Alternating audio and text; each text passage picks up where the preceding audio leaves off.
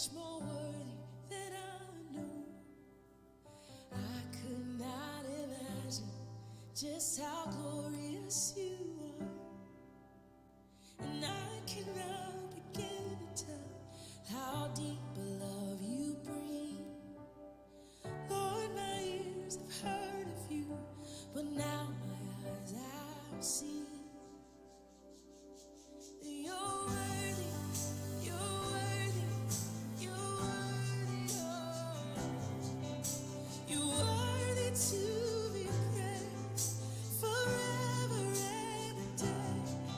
You're worthy, you're worthy, you're worthy, worthy, worthy.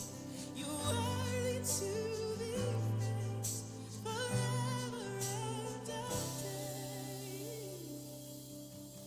Glory, I give glory to the one who saved my soul. You found me and you freed me from the shame that was my own.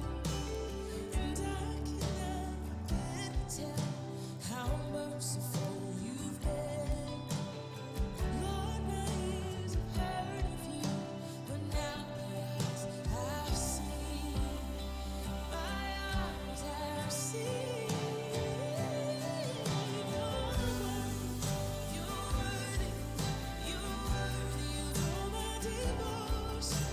You're worthy to be praised forever and a day.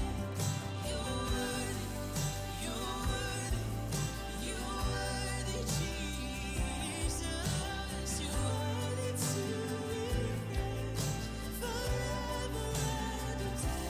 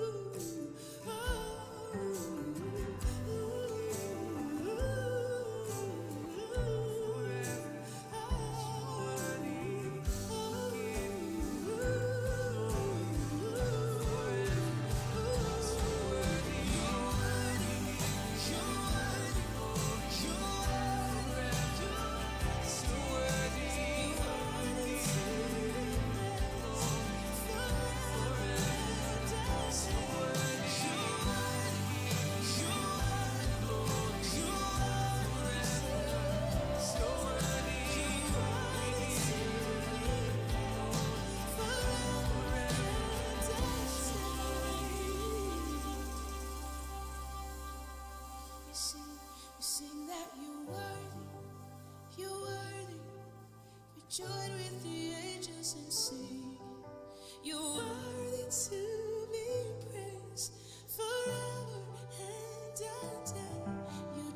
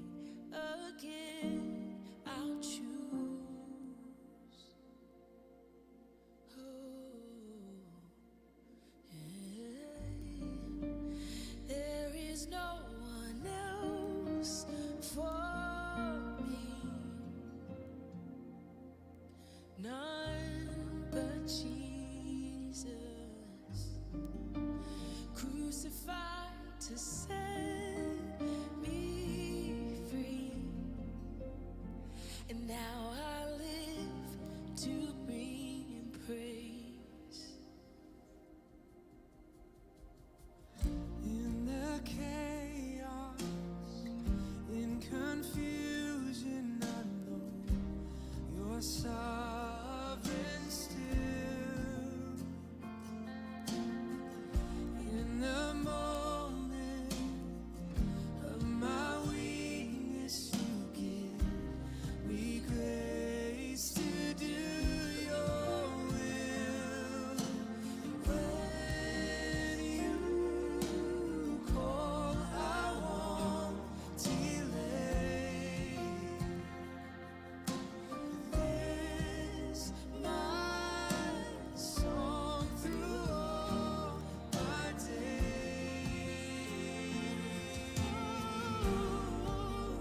There is no one else for me, none but Jesus, crucified to set me free. Now I live to bring praise. There is no one else for me, no, none but Jesus, crucified to set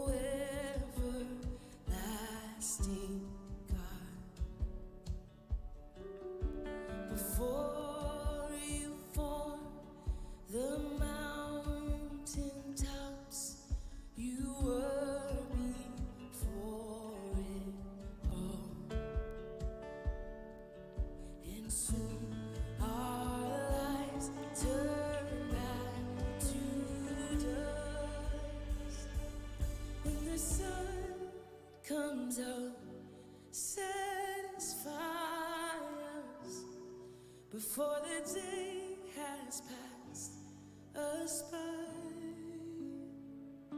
before our hearts forget all your goodness.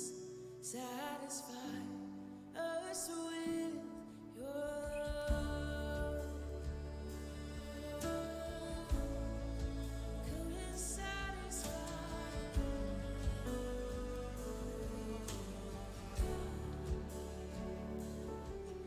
The wrath of God poured out for sin on Jesus crucified. Consider him our hiding place, our shelter is alive,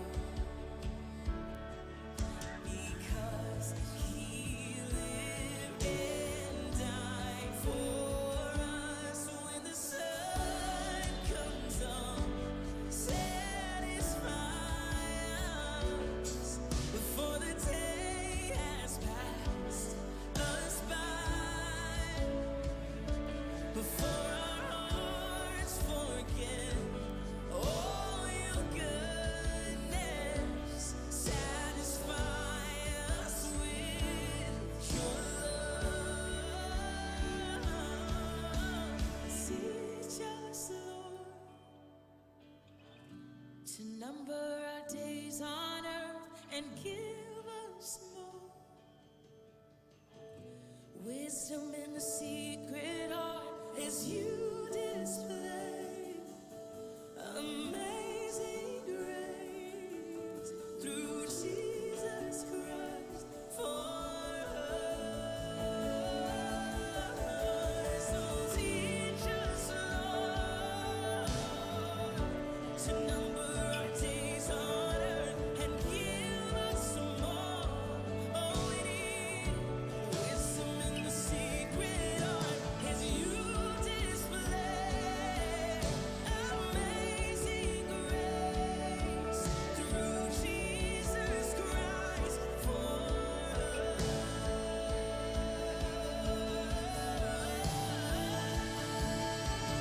When the sun comes up, satisfy us before the day has passed us by, before our hearts forget all your goodness. Satisfy us with your love. When the sun comes up, satisfy us before the day has passed us by, before our hearts forget all your goodness. Satisfy us with your love. Oh, when the sun comes up, satisfy us before the day has passed us by, before our hearts give up. Spirit, fill us, satisfy us with your love. Satisfy us with your love.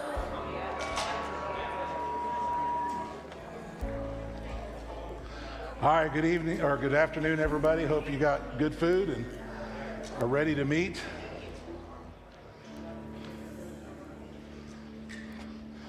So this is a congregational meeting, and I always take this opportunity to remind you how we do business meetings as a church. Everybody that's here today is welcome to be a part of this, to listen, to even have input. Just understand, if you are not a member of this church, you cannot vote. on any item that is brought before you during this meeting. I will also have you know that I will give preference to membership on the ability to express their opinion. Not that your opinion is not welcome, but for the sake of time, if we're pressed for time, if I don't let you have the microphone, it's not because I don't love you, it's because we're pressed for time. And so there are certain things that come with membership. And so also be aware that we'll be having microphones for everybody. Please don't start talking until you have a microphone. Your pastor is hard of hearing. If you didn't see that in the service, you realize that. And so I would prefer, and some of the other people that are in the same club of being hard of hearing would love to hear everything you have to say. So don't start sharing till you have a microphone. So with that said, we're going to call the meeting to order.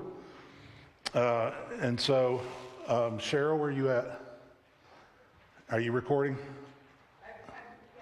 Okay, thank you very much. Cheryl's our secretary, so we'll be taking minutes for this. The purpose of this meeting this afternoon is to talk about the building, and also you've already been given a brochure that is a proposal that we as a governing board are bringing to you as a church. And so I want to just real quick go through it. I know you have a lot of questions, but it's better if I go through it and explain to you the rationale behind it. It'll give you a chance to comment on it, to decide if you want to make changes to it or to vote for it as a congregation. So let me start with a little bit of a journey, but first I'm going to start with prayer because I really need it. Lord Jesus, we know that you are the pastor of this church. The rest of us are just under shepherds. We're just part of your flock. You love your church. You promised you will build your church and that no one will destroy it. You also promised that you would guide us in all truth by your Holy Spirit if we just ask. And so, Lord, we're asking that you would just speak into this afternoon. All of us together, you would speak to our spirit by your Spirit, and we would come to an understanding and a consensus as a body. More than anything else, we want your will above all things. God, you know my heart on this. I want your will no matter what. And I trust you in that area. And so I ask that you would guide us in Jesus' name. Amen. Amen. So it'd be good just to give you guys a timeline real quick. So we came out of COVID in 2021 and we're able to have public meetings. We were meeting for a while in 2020, but we didn't have the nursery open. And so in April of 2021, we went to open up the nursery. We cleaned the nursery, we sanitized it, we got it ready. We started using the nursery. And then in June, we were making some updates to the nursery. We're putting in a TV monitor so the people that are in nursery can be a part of the service. And as Auburn and I were putting the bracket up, and Rich Price, we looked down the wall and noticed a bow in the wall. And then I looked up in the corner and noticed a crack in the corner. I knew it wasn't there in April because we were the ones that cleaned the nursery. And so we immediately, for safety purposes, our first thought was to make sure it was safe.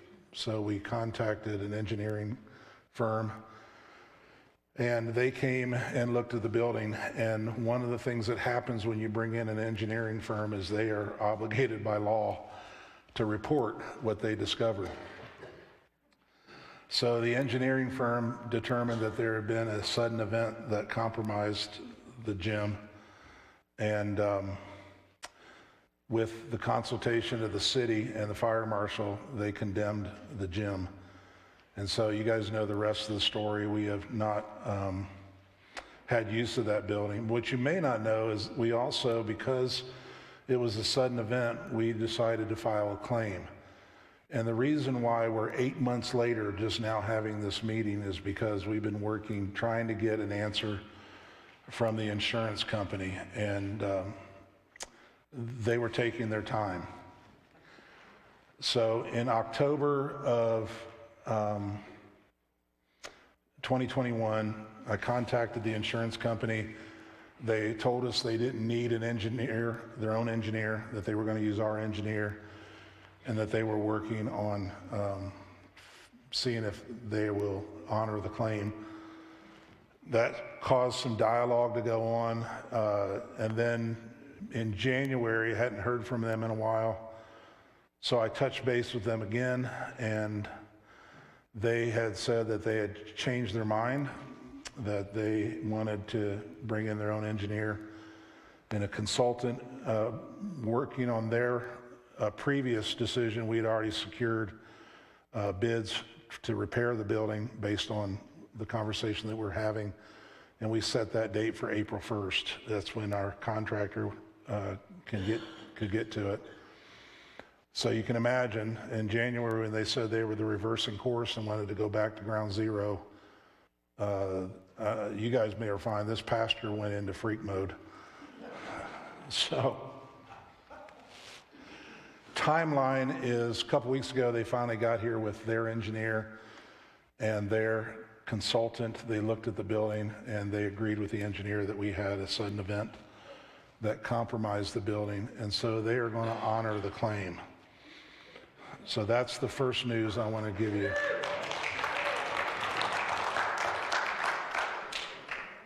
So if you'll notice in your page numbers,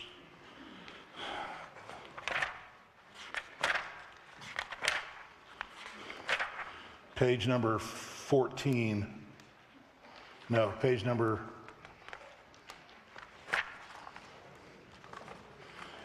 yeah, getting there. Mine's different than yours. Page number one that says financial goals.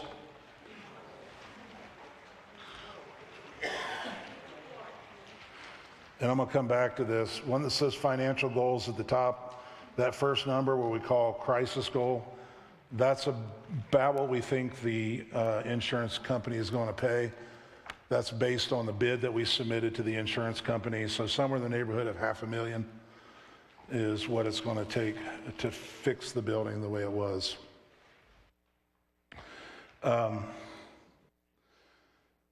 And as you know, there is always, when you renovate, if you've renovated your house, there's always things that come up that are a surprise. And so there's been some things that have added to the cost of that the insurance company is not responsible for, and that I'll get to in just a minute.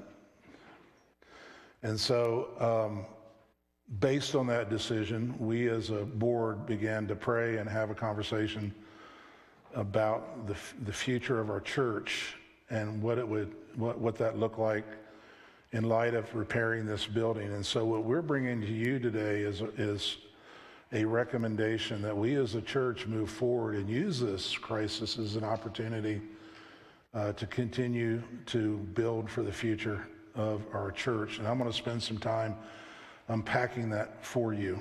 But before I do that, I want to give you just a journey. I want you to notice the slide behind me. I call this Center Church. That is not the new name of the church. Somebody asked me that.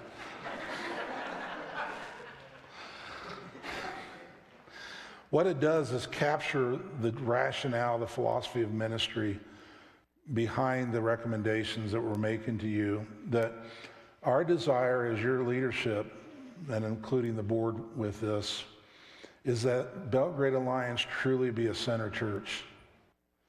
Not only the center of the community being used by the community, but that this be a hub in the church for people using our church on a regular basis. And so I want to give you just a couple of timelines. So here's the history of Belgrade Alliance Church. I promise you 30 seconds. So 1924, Håkan Håkansson, that's from Manhattan, that's an actual name. A.B. Simpson preached in Manhattan, Montana. Did you guys know that? 1924, A.B. Simpson came to Manhattan, Montana, and Håkan got miraculously healed. And she records it, and because of that, she gave her life to Christ.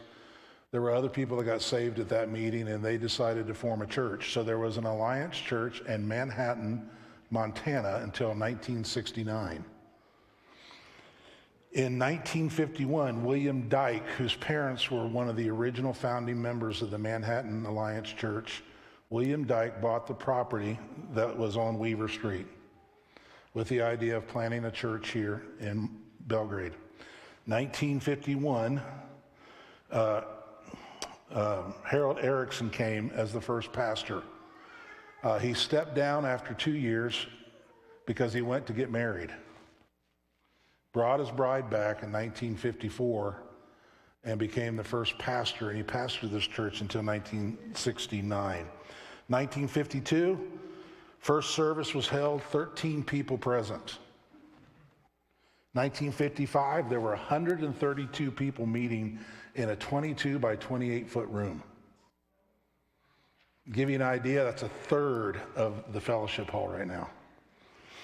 In 1956, they built a new sanctuary on Weaver Street. They jacked up the existing building, put in a foundation, and put Sunday school rooms behind it. 1974, new building was finished here on Cameron Avenue that you're in right now, and they moved into it. In 1992, they were averaging in attendance about 200 people. I got the breakdown. If anybody wants to see it, they actually have a breakdown of how many families were here in 1992, how many kids. And so they decided they needed to expand to grow. So they commissioned a study, and as you can see behind me, it never got out of committee. 1998, they were still needing to talk about growth because they were still running about 180 to 200 people. So they put together another commission to study the future of the church. Never got out of committee. 2009, you guys hit 288 in average attendance under Gary Atwood. 2 services that were happening here in the church. And then in 2017, you guys had another committee working with the district for future growth in the church. Never got out of committee. 2019, I got here. And we were averaging about 180 to 150 in attendance by March of 2020. That was our average. And then COVID hit. 2020 we got out of, or 2022, our average attendance now is 150 to about 135. Without online presence or what they call adherence. Now, an adherent is one of those gray areas in the church. That means people that regularly attend here, but we're not sure how committed they are. So if you figure our regular attenders, and I'll show you the next chart. Here's our attendance graph on where we are as a church right now. If you'll notice the last one, 2021, that's based on last year's. We're back up above that now in the first quarter. So some of you may or may not know, but I keep track of everybody that comes to church. I'm like Santa Claus. I know if you've been sleeping. I know if you're awake. I know every Sunday you're here for the last 2.5 years because it's important to me that nobody falls through the cracks. What I did looking at the numbers is our people that attend on a regular basis is about somewhere in the neighborhood of 290 people. Let that sink in for a minute. The difference between what happened in 2009 versus what's happening today is average church attendance now is 1 in 4 Sundays, 1 in 5. So that's the difference. It's just a change in the culture. Part of that is COVID. COVID has forever changed the church, but we have somewhere in the neighborhood 250 to 290 people that say this is their church and they're a regular part of it. So that number's significant. Next slide, please. And the reason I say that is because this shows you our giving trends as a church. I told you this morning and earlier in the service, we've been blessed. Gang, we didn't miss a beat financially through all of COVID. It's pretty incredible. And if you noticed, 2 years ago, we raised the budget by 30%. The last one, we raised it another 30%. And right now, for January and February of 2022, we are exceeding budget.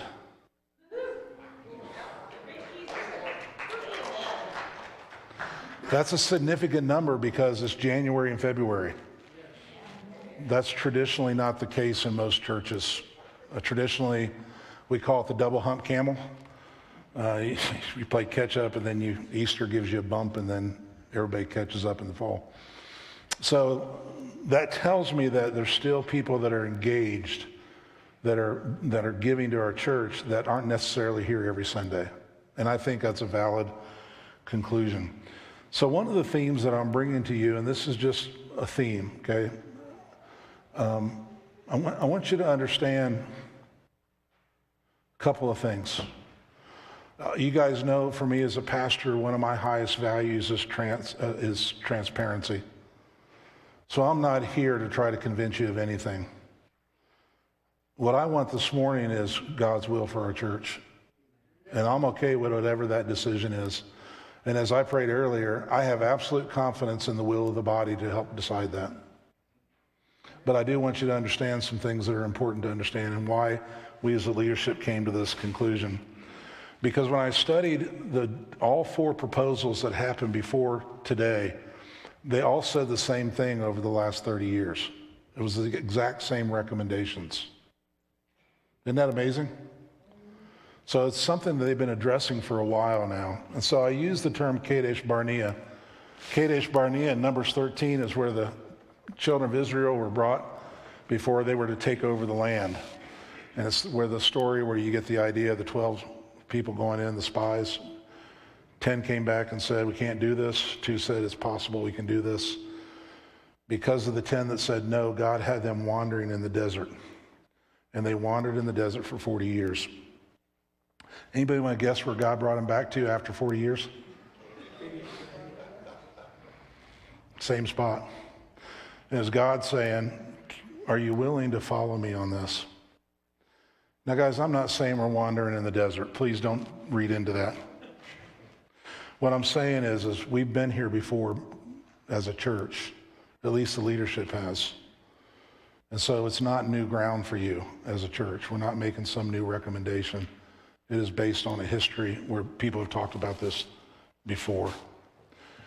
Can we go to the second slide, not the next one? Here's where our church stands right now. We have $57,969 in the building fund.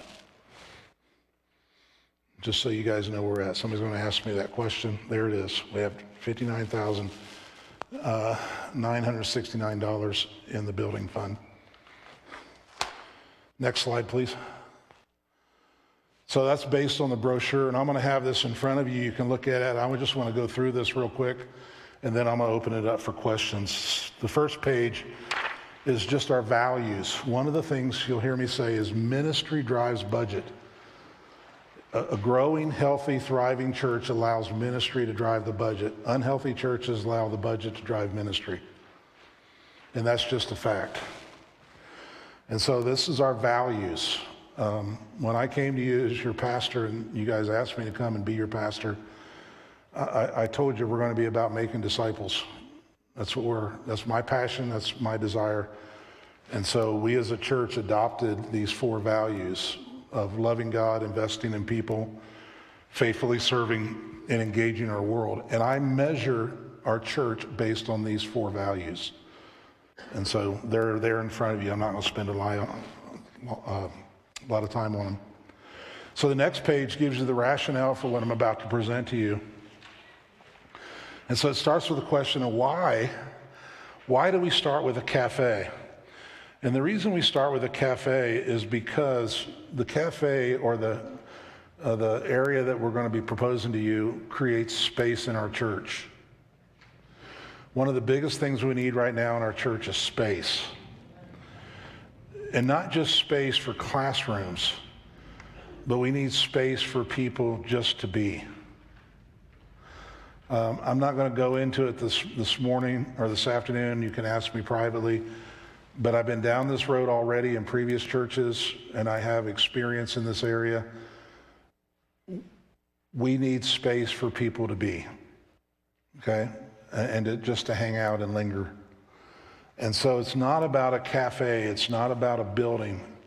It's about creating places where people can come and be the church or discover the church for the first time. And you can read that. So part of the thing, the proposal I'm bringing to you on behalf of the board is the idea that we want to be a center church, and that means creating space where people can centrally locate and then spread out. Just hold on to that idea.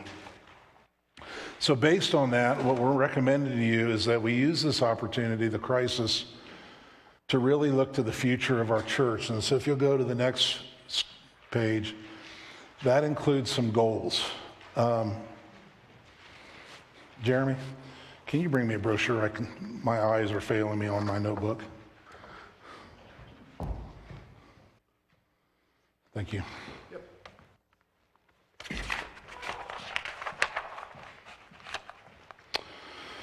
So we call the first one the Genesis goal. The Genesis goal right now is repair and renovate the current gymnasium, including increasing storage, moving the southeast exit to prepare for future growth, installing attic storage space, installing windows and doors, and adding sidewalks and landscaping, and moving the nursery downstairs. This is based on the way the building was being used before it failed. One of the things we're challenged right now is storage. If you don't understand that, go look in the gym. We were using the gym for a storage space now that it's not being used. And even before the gym failed, we were storing tables out in the open because we were just out of room. And so storage is a big need in the church. You're going to notice on the other page that it includes the $275,000. Now let me explain what that is. So the insurance company is going to give us the money, and they're going to give us enough money to put back the building exactly the way it is. If we do nothing, we're still going to have to pay for things that the insurance company will not pay for. So one of the things that happened, and it just happened when the previous whoever put in the storage room, they laid the pad right on top of the power line. We found that out when we had a survey done, and so the main power that comes into this building runs right under the storage room. And so we're probably going to have to either, it depends on what Northwest Energy says, we're going to have to move the building, or we're trying to find out what's involved with that. Best estimate based on our contractor is somewhere in the neighborhood of $20,000 to $30,000 to move the power line. That $275,000 also includes the attic storage space. One of the things that we talked about, since we have to replace the roof with trusses, we can put in trusses that have attic storage space, and that gives us that whole room above the gym as storage. It's one of the things we don't have. And if you'll notice, the rationale for that on your Genesis page is I think I put in there $63 a square foot to put in attic space. If we built that attic space on the ground, it would be double that. So it's one of the things we're trying to be good stewards of what we're already replacing. It also includes moving doors, changing doors, and putting in some natural lighting into the gym. So that's part of the proposal. It's $275,000, but you guys can decide as a congregation that you don't want the attic space. If we take out the attic space, it immediately drops $63,000. If you decide that you don't want windows and doors replaced, If you want to keep it the way it is, that takes about another $35,000 off the price tag. The city is going to require us to have sidewalks, and we're going to have to build the storage space because we're going to lose that storage space unless they move the power line. Either way, it's going to cost us. So that's a rough estimate of what it's going to cost us that we didn't anticipate in repairing the building. So that's where that figure comes from. Any questions on that? Okay. So based on that, we looked at, it starts April 1st. They'll be done with it before September. If we do nothing else as a church, we will have to come up with somewhere in the neighborhood of $100,000 cash if we do nothing above and beyond what's in the building fund, just based on the current change to the building. Some of the things we control, some of the things we can't control. So that's where that number comes from. Based on that, you can go to the next one, which is the faith goal.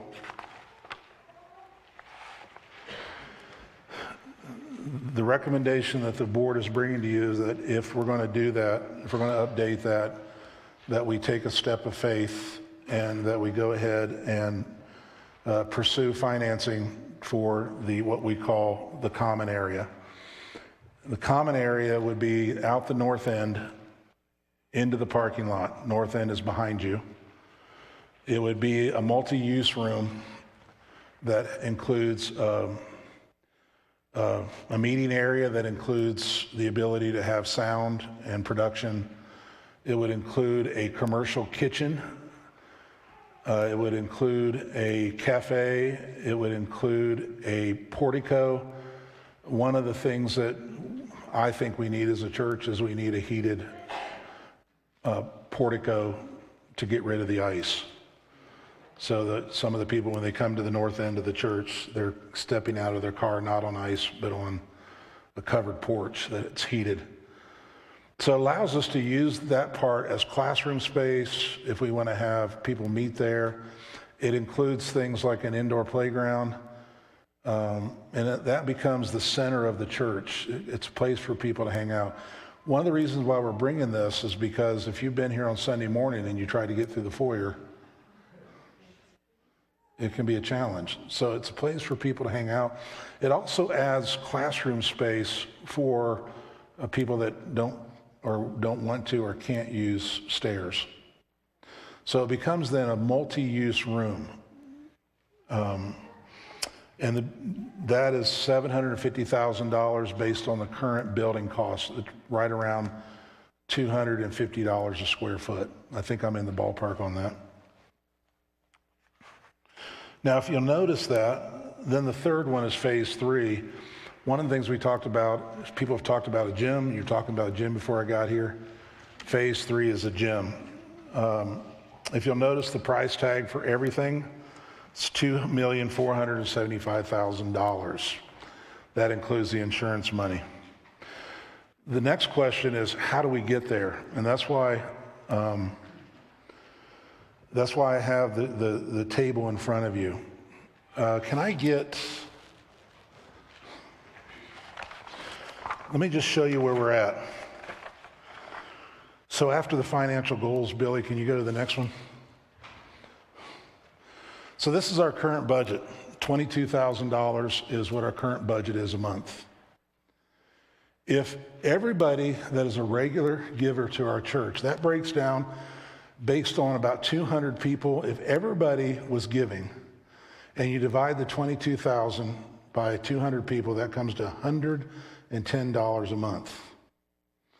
Now, if everybody who is a regular giver to our church, if everybody gives $50 a month, just $50, here's what it comes out to.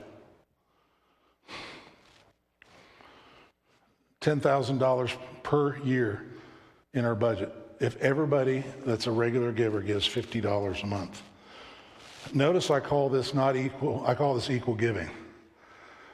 But the point is, we don't have equal giving. Our church has it's equal sacrifice. Not everybody gives $50.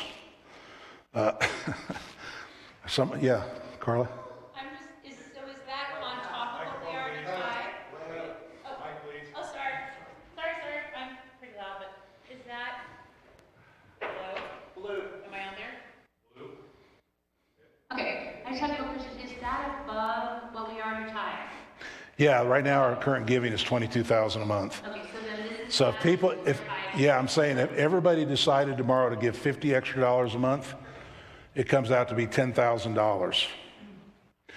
If you guys want to know what it would take to finance the phase 2, comes out to be about $10,000 extra a month, more or less, depending on building costs. Next slide. So that gives us $32,000 a month total giving. Next slide, please. So if you have $10,000 over 240 months, which is a standard loan, that's $2,400,000. That's $50 a month for 20 years. So I wanted you to understand some of the economics involved in that, because it's a lot of money, but we're recommending to you this. It's a calculated risk. We're not just saying have faith and we're going to let God go. We're saying it's possible. Can I get the next slide?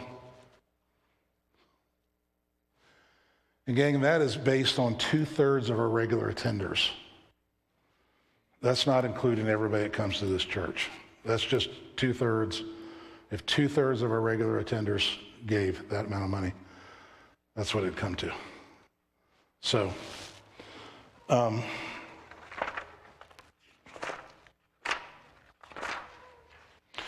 next, financial goals.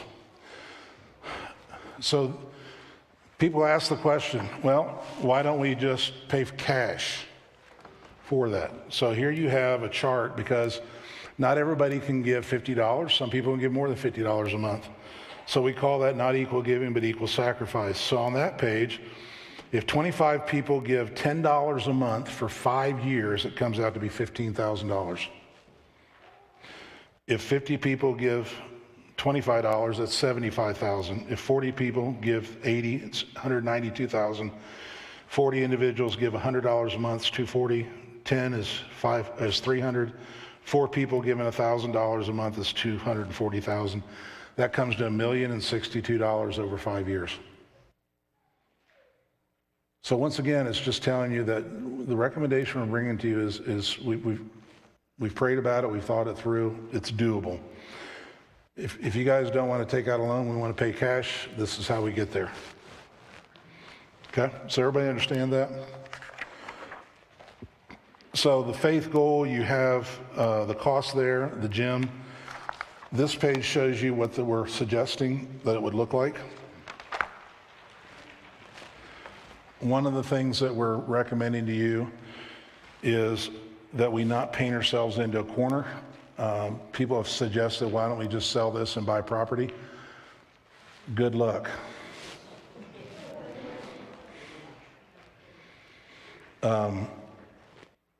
God has given this property. It's good property. We have enough growth potential here to last us until this pastor's under the ground. And so we believe this maximizes the use of the property. It protects our parking space. It meets all the criteria for parking space. It moves the parking where the sun shines.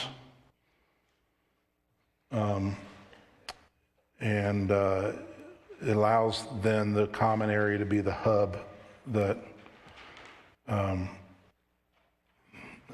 one of the things I wanted to make sure we accomplished is that there was no great distance between buildings. So if we have an event in the fellowship hall, people don't have to get a cart like Walmart to get across the church to the next building. So that's where we are, gang. This is what we're proposing to you. There's back pages are questions. I try to anticipate all the questions. So now I'm opening it up for questions and comments. Your leadership believes this is what God would have us do, but we're ready to listen to you as the people.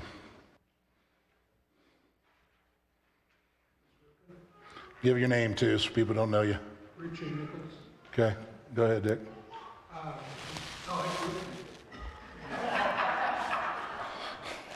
I'm curious, how far would the kitchen area be to an area where we eat? And I'm thinking about church. Could this be doable for church? So you think where the storage area is right now? That would be the kitchen. And the way it's designed, one of the things we're doing is trying to design this church so it's maximizing the use of the building, multi-use. So moving the kitchen there would allow you to service both the fellowship hall and the common area simultaneously. Have you guys seen the picture of the Awana end of the year event they had and before we closed down in 2021? They had tables set up in the fellowship hall and you couldn't even walk through there. I was scared to death fire marshal was going to show up.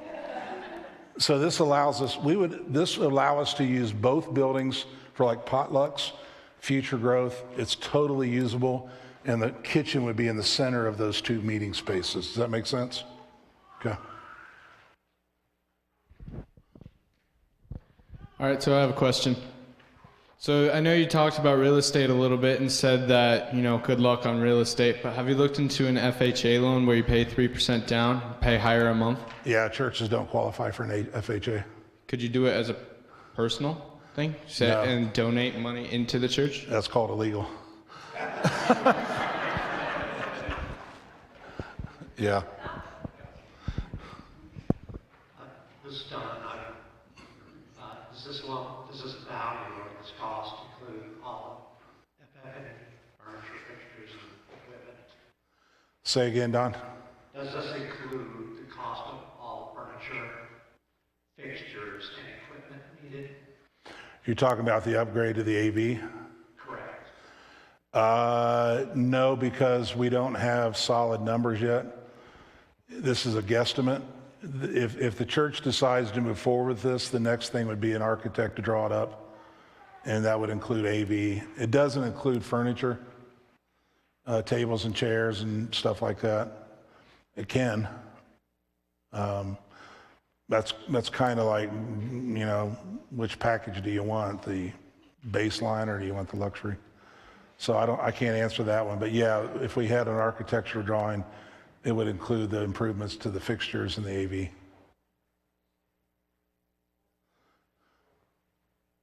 I think Fred had it first here.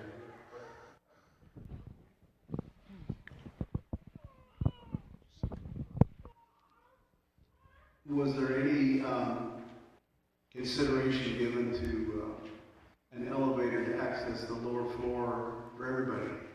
Yep. About $150,000 for an elevator. So it's doable, but it adds to the price tag.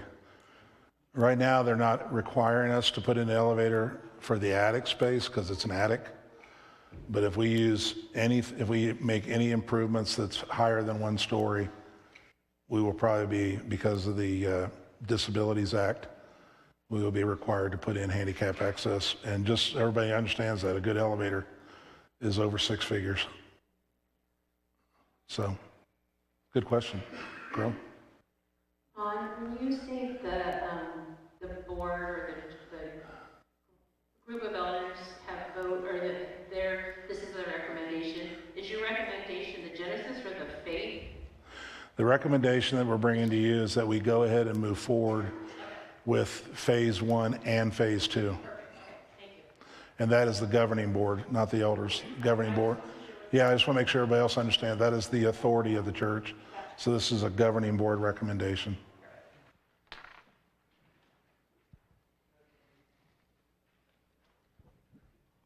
Okay, this is Brandy Wheeler. So the upgrades, we've done some work here in the sanctuary. We've painted, we've added carpet, we've got chairs. How much of the work is going to be out here in the foyer too, along with what we're doing in the gym, the kitchen, and add-ons? None of that is figured into the price. mainly because a lot of that can be done with volunteer unless we're going to do structural changes. So Okay, that what- doesn't include the foyer or narthex or whatever we call it. Okay. But- What about the bathrooms? Because I know the bathrooms are one of our hiccups every now and then with plumbing and stuff. Has that been considered? Upstairs or downstairs? Both have had issues, What do you mean hiccups? like plumbing issues. I know we've had water leaking downstairs, and I know that upstairs had an issue at one time. Has that been all addressed? Yeah, that was a root issue in the sewer, I think. And so that was before I got here, but that was roto-rooted and fixed. And Okay. but to answer your question on the upgrades, I think you're asking this, the fellowship hall will not be adding bathrooms, but the phase 2 would have more bathrooms. Code would require that. You put whatever your square footage is in occupancy, you have to have so many bathrooms for occupancy. Down here, Mindy.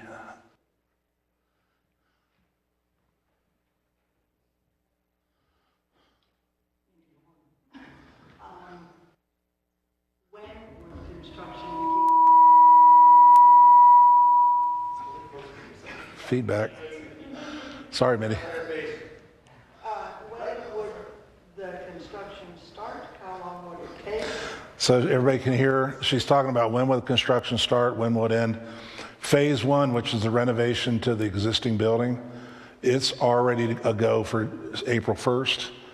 And I asked them to give us guarantees they'll be done by August, because our church, our flow of church use picks up in September. And so we really wanted to have it available for the kickoff for Awana. Phase 2. Phase 2, one of the things I didn't mention earlier is if you guys decide to move through with this, we still have a process of trying to figure out if we even qualify to do this. So that's an unknown. If everything, I talked to Orchard Alliance this week, if everything sails through and we're approved, we could start construction on phase 2 in September of this year. And then that would be a longer construction period. Probably about 4 to 6 months. And also you said something about multi-use room. Would this be a place where you would have movable walls? Yeah, it can. Yep. The common area wouldn't have that just because of the way it's designed. But the fellowship hall, one of the things the leadership talked about is having movable walls so we can use that for classroom space as well as nursery. So that's a possibility, yeah. Part of it is if you guys want movable walls, we'll design it that way. Down here, Randy. Can I make just a quick comment about a microphone real quick? If you don't want it to be back, put it this close. This is how close it should be. Because that gives us the ability to pick it up without it picking up the speaker. Thank you. Okay, Randy. Yeah, this is Randy Bruce. We've got 3 phases here, right? Uh-huh. So I know we're not approved for even the second phase yet. Why don't we just go ahead and do all 3 phases? I know that's kind of a big chunk, but One of the eventually we're gonna have to. It's a great question. One of the reasons is because, once again, we're trying to make sure it's doable. And to finance $2 million, this church wouldn't qualify for $2 million based on the current giving trends. That's just the flat out honest answer. Because they're going to look at our finances, and if we try to finance $2 million, they're going to look at us and go, you crazy. So one of the things, that's why I want people to understand that this is a reasonable, what we think is doable.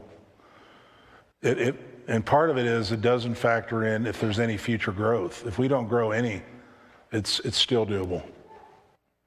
So, does that answer your question? One of the things you didn't ask and I didn't mention is one of the reasons why we're proposing this is because this is how the church is being used right now. For those of you that aren't here during the week, Monday this church is full with homeschool groups that are using it. Wednesday, Awana, it's full. Thursday, there's 130 kids running through this church on Thursdays, and then we have CR on Thursday night. So we're using the church on a regular basis. In the community, I get requests monthly for people to use our building. And so it's one of the things we're looking at. Space is a premium right now in Belgrade. And so we think it's also a way to serve the community by building it this way. That's why we're not coming to you and saying, hey, let's build a bigger sanctuary, because we want to be that center of the community. All right, yeah, Cheryl? Well, I was just going to ask for you to talk a little more about what you just said, and that is the vision for reaching people in Belgrade. Even though, go ahead and talk about the fact that if we do get to phase 3 and build a gym, what that would mean also. Yeah, thank you. So, as Cheryl just said, she did a great job. Good. You can finish. One of the philosophies we have as leadership is we want to be a church that is at the center of the community, and we want it to be used by the community. We want to offer it to the community. One of the things I value is the church being used 7 days a week. And so if we built the gym, the phase 3, we already have requests to use the gym as it is right now, which isn't even an actual gym. And so, yeah, we would have all of a sudden a lot of requests to use a gymnasium. It's one of the reasons why previous leadership, and I think you guys have been talking about a gym going all the way back to the 90s. So it's not something new. And so, yeah, it becomes, there's all kinds of potential for use for that. One of the things, a lot of people ask why we don't have Agape meeting here anymore, Camp Agape, and that's because this building was not designed for what they were doing. But if we had that, then we could have, like Camp Agape, would be able to use that and not tear up the sanctuary. So, yeah.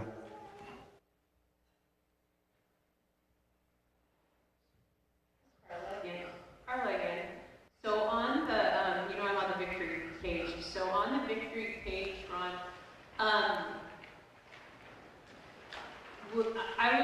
I know that we've talked about getting grants from the community. So if we were to do our faith goal, get to 2025, and we're in a place where we have more people coming in, we're doing what God's wanting us to do, can we bump that 2032 to getting a couple of grants, working with the community, and having maybe a committee or some people? I would be willing to meet once In 2022 or 2025? Because this is 2032. Yeah. Could we, once we do this. Yeah, we pay off this in 5 years or even less. Yeah, I mean, you certainly we can talk about that. Right, okay. Sure. Thank you. All right, who else do we have?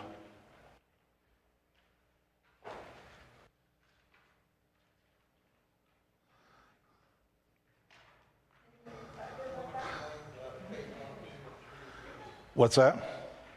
Yeah, the color coded in the back that Bob's talking about in the plat.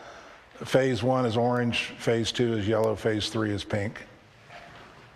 So that just shows you how it lays out on the property. And this is just a suggestion. Some of you may be asking what happened to the parking in the front. That's an architect that doesn't understand our church. We can still have handicap parking in the front.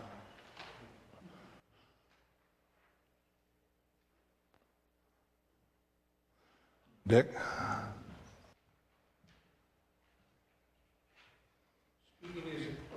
Speaking as can you hear me?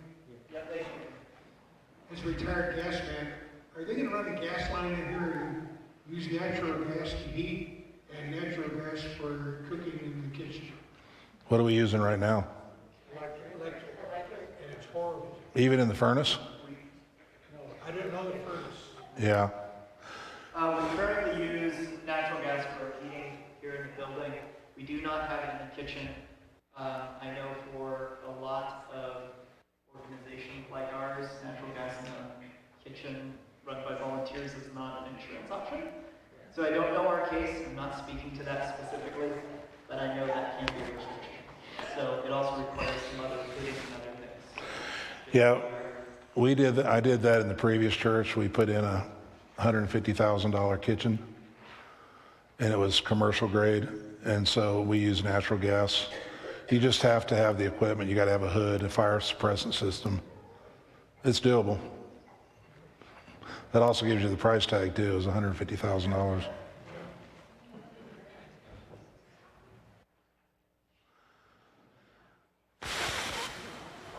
Guys, you can not only ask questions, but we also want to hear from you. You can speak to the issue. Yeah, Cheryl?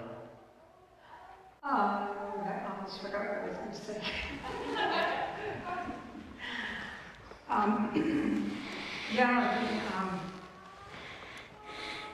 The idea of having this phase, what do we call it, phase 2 yellow in the picture, and how that would add to the places to accumulate or people that can sit around and having that little cafe. I think you started out with why do we need a cafe, and it seems like it's been really successfully used in churches that I have been able to visit out in the West Coast. Yeah, I don't know if you want me to speak to that, but that's what I did in the last church, and I can tell you what happened. People want to know. Okay. So when I took over the church in Blairsburg, we had an old sanctuary that was about 2/3 of this size that was empty. It had pews in it. Nobody was using it. They had the same issues that you have here. There was no place for people to hang out. So people would just go home. So we renovated that old sanctuary and turned it into the same thing I'm proposing here. We call it a cafe, but it was a multi-use building. It included a stage. It included a lower area. We allowed us to do conferences and stuff like that. And we were surprised. We thought it would just be something that happened during the church hour, but we found out that people started coming an hour early, and they would come and just visit with each other. And then we found that people would stay afterwards, after church, and they would visit. Sometimes they'd be there an hour to 2 hours after church, just visiting, using that space. So it really became the hub of the church. It became where people wanted to be. Wednesday nights, we went from having like 120 people there on Wednesday night to 300 people there on Wednesday night because it's a place they wanted to go and be. We started using it in the community. Teachers groups started meeting there. People started using it for weddings, graduation parties, family reunions. It became literally a big deal in the community. It became usable space. So that's how it was, and it transformed the church as far as people lingering. So that's what happened.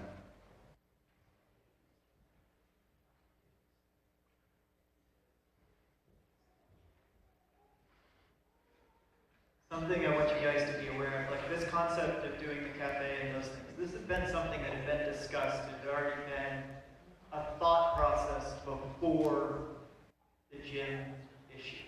This is not just simply a reaction to that.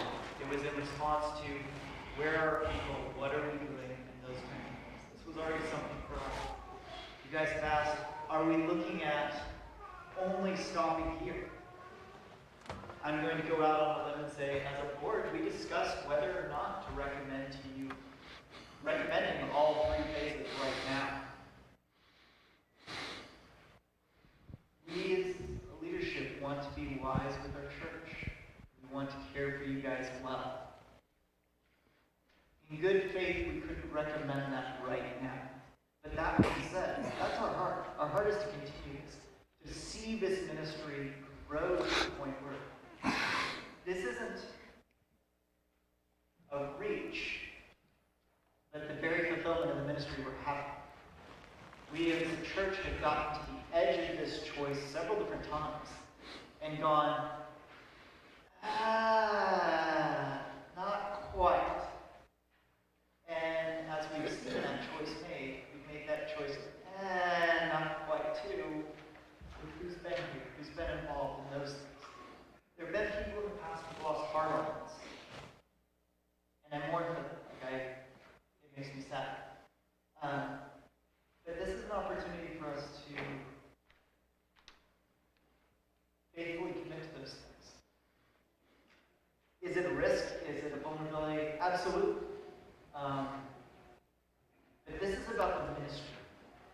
I'm going to make a statement here that's just me.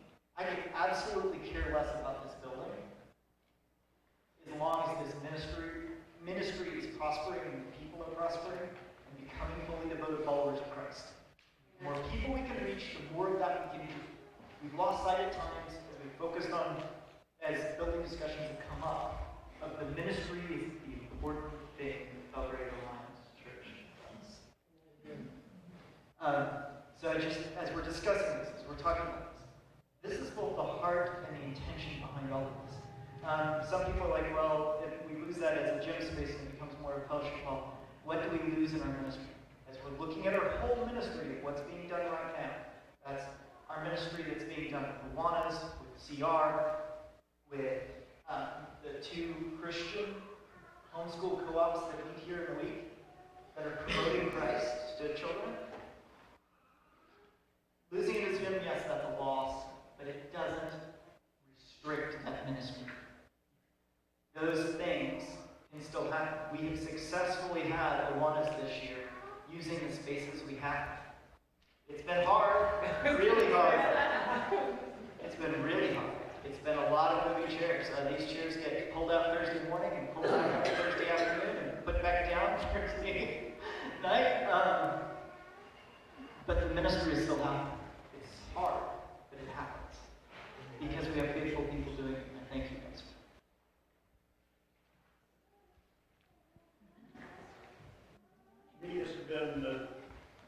To me, this has been pretty much informational, but do we need a motion from the congregation to proceed? Yes, you do. I move that we approve phase 1 and phase 2. Is there a second? No, a second. Okay, you guys can arm wrestle whoever gets second. Is there any other discussion? I want to make sure you guys understand that we want to hear from you, and if you are against it, we're getting ready to call the question. If you're against it, I want to hear why. Because we want to make sure we have the will of the people. Frank's got a comment before we start. All right, hang on, Brandy's got the mic, then we'll give it to Frank. So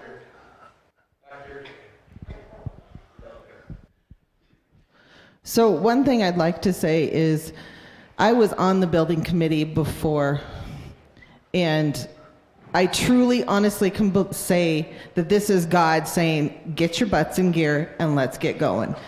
This is what I need you to do for me. And we have been debating this for so long and for so often that we just need to stop and make it happen so God can do his absolute wonderful, amazing stuff he's got planned for this community. We have done so much. I am going to be so amazed to see what he does with everything else we've got going on. I can't wait for this to start going. So I am definitely all 100%. Let's just go.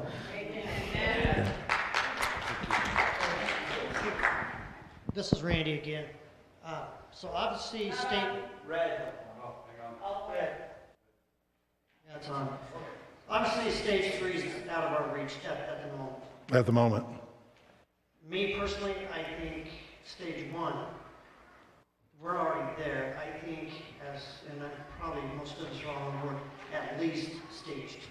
I mean, there's no, because we're just going to put us right back where we've been for the last 30 years. You mean just stage 1? Just stage 1. Yeah. I think all of us recommend that we do stage 2. That's because that at least gets us a little bit further closer. Okay. And there's no use doing stage 1 over. You know, we just take that extra step, go ahead and start stage 2, and go from there. Thanks, Randy. All right, Frank. Can you hear me? Oh, yeah. Well, I know that I've been thinking about this a long time. I've been here since 1970. And in the providence of God, we have a piece of real estate. You couldn't be located in this community than where we're at. In the proximity of the high school and the schools, And our culture today, do you think that we are going to, as a culture, revert back to single, one adult in the home? I don't think so. I think we ought to be thinking about, if we're really serious about wanting to provide a service to this community, that we should think about providing a daycare. And that could be done right along with the gym. And I'll be willing to start this right now on this.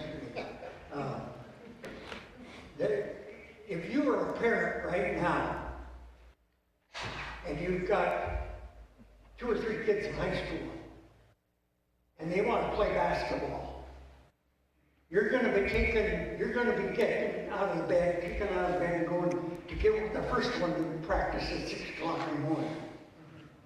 And then the rest of them, they're going to be taking at the other end of the day, another bunch. They've got, and girls and boys, they've got 3 teams right now, varsity, JV, and freshmen. That gym that's the only way they can do it. I could see where this would be a wonderful practice facility for the use of our school system. And the proximity of it. And I'd like to see us back to where we're running church again. Just from the standpoint, I want kids from this community running through this atmosphere, this environment, where we have a chance to share Jesus with them. Amen. And I tell you, if we ever go to a gymnasium, and I want some of you to go visit Valley Christian School in Missoula. We've done a lot of work there. The way that thing is built is the gym is in the middle. There's hallways around the outside, and then they have classrooms on the outside. I could see where that whole building could be a gym and a nursery care unit, and I could see, this is my vision, that we have a full-time staff member that runs a nursery.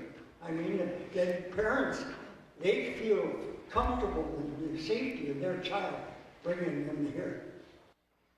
So think big, folks, think big.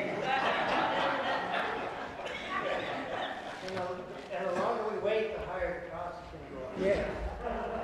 Yeah. Yeah, Davis. I'm Davis Ridgeway. New member, by the way, brand new member.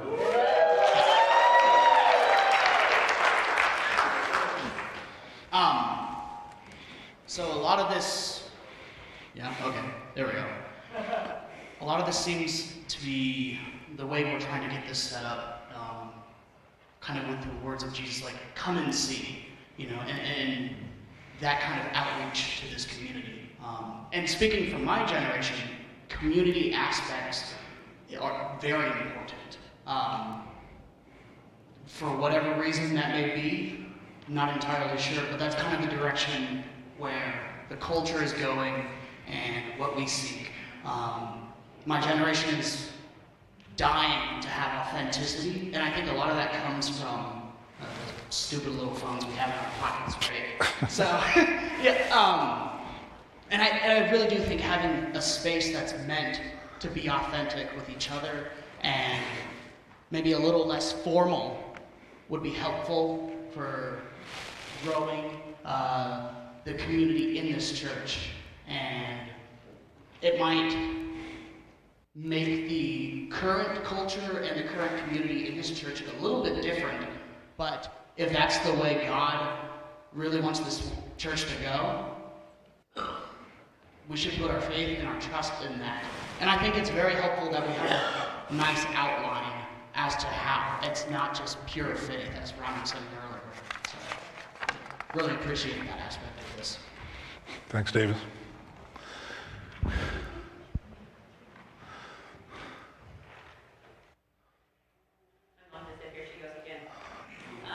She's gonna grab the microphone from you. My mom just said, here she goes again. So I feel what I'm hearing is that there are people in here who don't want to stop with the faith goal. They want to go with the victory goal. We still have that timeline of 2032. Even if we were to do the first 2 phases, we have to get through those to get the gym. That doesn't mean we can't move that back. But what I'm seeing from Pastor Ron and the vision is that God couldn't have brought us a better leadership. He's already done it. He knows what it looks like. And to be able to draw this proposal, I'm really excited about where God's going. And as long as we all stay unified in the same place, going the same way, I see that under the leadership that we have, I see that we could go out for the victory. Why not just go? Anybody else? Yeah, Mary. Mary Heinrichs. My understanding right now is the motion on the floor is to vote on whether to do phase 1 and phase 2. The proposal is already to adopt those, correct? Okay.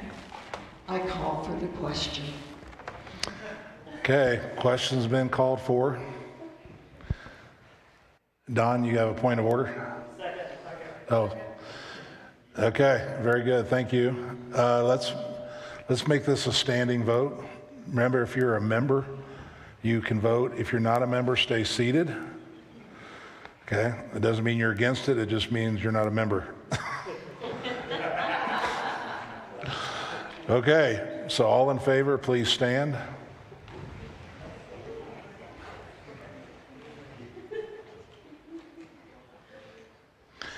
It's the opinion of the chair that we have a majority. So it. Ron, can you have the non-members stand the way you want to stand after you count the people who are members? Because I don't want to be counted as a no. Sure. If you're not a member and you're for it, please stand.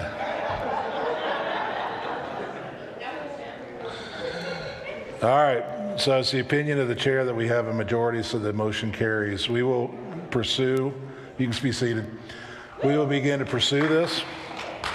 So just a timeline, that means we start immediately with architectural drawings where we'll get real solid figures. We'll start pursuing with Orchard Alliance what that looks like. Here's what I want you to do today before you leave. Because guys, they're going to be looking at whether we're behind this or not, the people that we'll be talking to. So ask yourself, go home, pray, and ask God, what do you want me to give? Not equal giving, but equal sacrifice. What can I give to this? Because honestly, just to share with you, we need to see an immediate reaction to this vote in the finances of the church, because the powers that be are going to be looking at that. So be praying about it, and it's going to take everybody giving something to make this happen. And so I ask you to pray about it, and then next Sunday we're going to come back and we're going to celebrate it, and then we're going to, and you notice in the questions, we're going to have a way so you can designate that, and that goes into the building fund, and it gets a lock on it. That money goes just towards that until it becomes an actual payment that we have to make. Okay, so go home, pray about it, celebrate it, and thank you. I love you guys. I hope you know that. I love you. I love the faith of this church. Yeah, you can clap.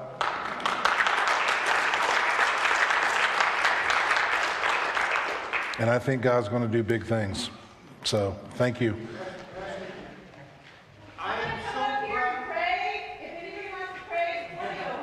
Okay, yeah. Dick, one more. I have been a member of a church that had no faith. Say it again. I was a member of a church that had no faith. And we were in a small town, we were the only fundamental church in the whole town. And they were all worried about the reserve account.